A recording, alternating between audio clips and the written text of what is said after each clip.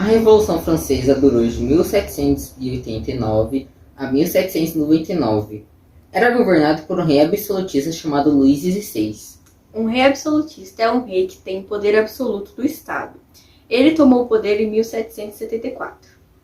Naquela época, os estados eram divididos em 3 estados. Primeiro estado, clero, ricos e não pagavam impostos. Segundo estado, nobres e não pagavam impostos. Terceiro estado, povo, pagavam impostos e sustentavam outros estados. A França estava passando por uma crise financeira, pois ela tinha perdido a Guerra dos 7 Dias contra a Inglaterra. Suas colheitas estavam ruins, pois o rei Luís XVI gastava fortunas em festas para a nobreza. A Guerra dos 7 Dias durou de 1756 até 1763. Foi um conflito ocorrido entre a Inglaterra e a França por terras na América do Norte e no continente asiático. Também envolveu a Prússia, Áustria, Portugal e Espanha. A guerra se espalhou entre 3 continentes: Europa, América e a Ásia. O rei Luís XVI convocou o primeiro e segundo estado para formar a Assembleia dos Notáveis, 1787, e tentaram resolver as crises, mas isso acabou aumentando os impostos do terceiro estado, que já eram pobres, e isso revoltou bastante o povo do terceiro estado.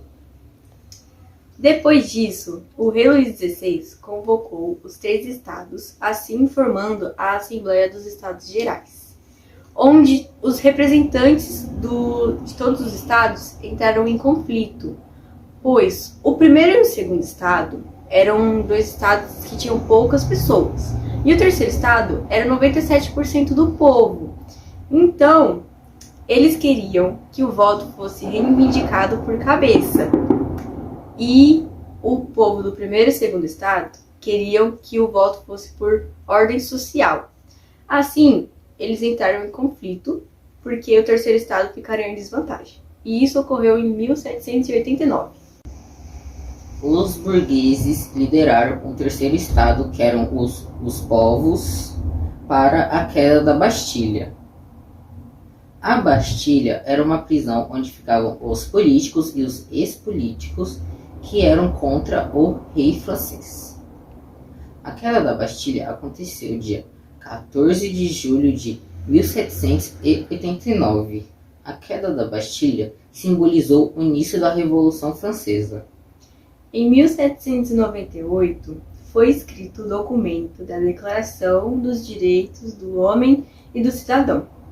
Esse documento assegurava que as leis seriam iguais para todos, que teriam proteção contra qualquer abuso do governo e que teriam liberdade de expressão, que seria poder falar sua opinião sem que seja preso.